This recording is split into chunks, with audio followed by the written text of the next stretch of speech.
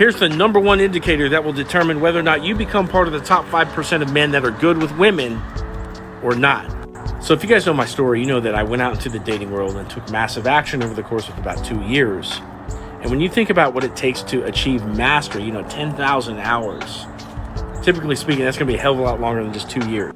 And yet, I've got over 50,000 followers on TikTok. And yet, every single time I go live, I got like 80 people watching me at a given time. So it begs the question, if I just have like 2 years of experience of taking massive action, and I can seem a hell of a lot more coherent about dating and men's issues than the average person, what does it really take to become one of the top 5% of men when it comes to what women want?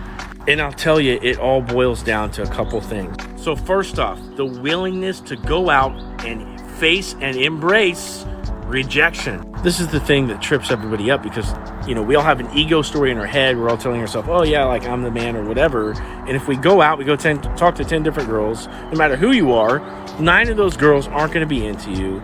They may give you their number, but they're not going to actually pick up the phone when you call.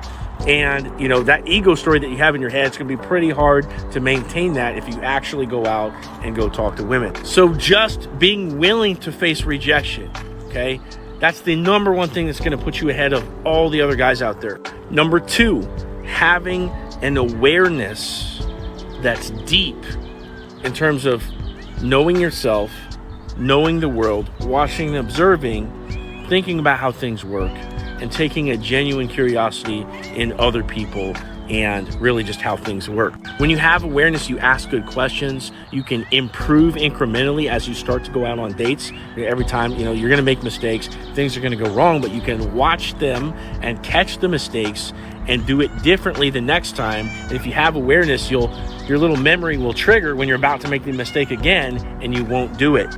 Number 3, I was going to say education, but I'll tell you, so many guys educate themselves by reading books, watching YouTube videos, watching this TikTok video right now. And I can tell you that because they won't do number 1, going out and facing rejection, all the education that they learned in books and videos, it doesn't even do anything for them because you got to put all this stuff into play. And that's how, even though I've only gone out and taken massive action over the course of about 2 years or less, prior to be getting into coaching, okay?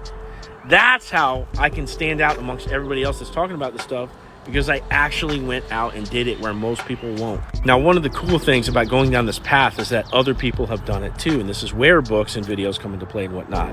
But if you want a coach to be in your corner and fast track you into the result, click on my profile, click the link in my profile, and sign up for coaching where I'll get you 4 dates a week.